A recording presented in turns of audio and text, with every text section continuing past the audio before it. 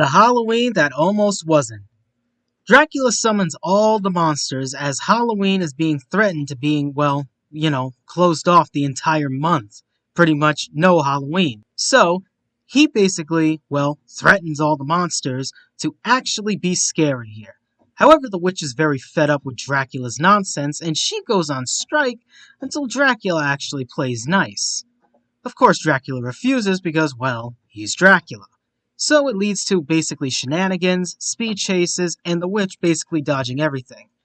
But it does end with a very nice happily ever after with the witch finally riding her broom during the full moon on Halloween night. It's hard for me to explain this movie, including the kind of low budget style it has. But it does have a very hypnotic feel to it. It's very interesting and it's kind of a very dreamlike quality. It certainly ends with a disco party, which is actually kind of hilarious. But it does have a nice, feel for Halloween. And they have some pretty good actors here. Mainly Judd Hirsch, who plays Dracula. I mean, he plays it comedy gold here. This was before you had Hotel Transylvania. So it was very awesome to see this version of Count Dracula. The other characters play good. The witch herself is a very nice touch. She's both pretty on the outside and ugly on the outside, but pretty on the inside in a way. I do kind of like her outfit. It kind of looks like the bristles of her witch broom. And of course, we actually did talk about one witch on HorrorVision. Yep, that's right. We talked about Morticia Addams, who, in her family's life, were witches.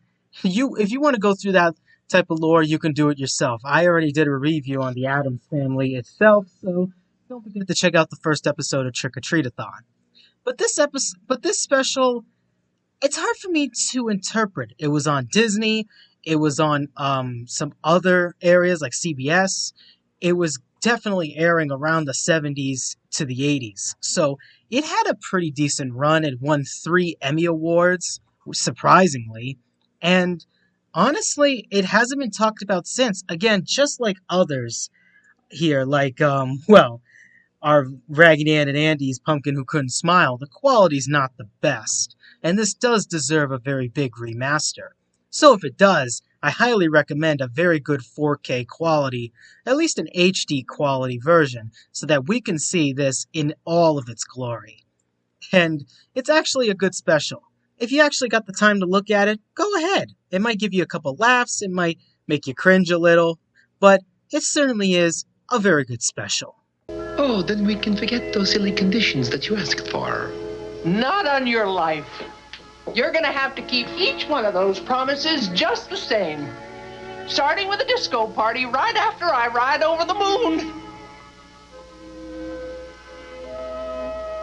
So long, kids. This ride is just for you. It's one of those days I wish I was dead and stay dead.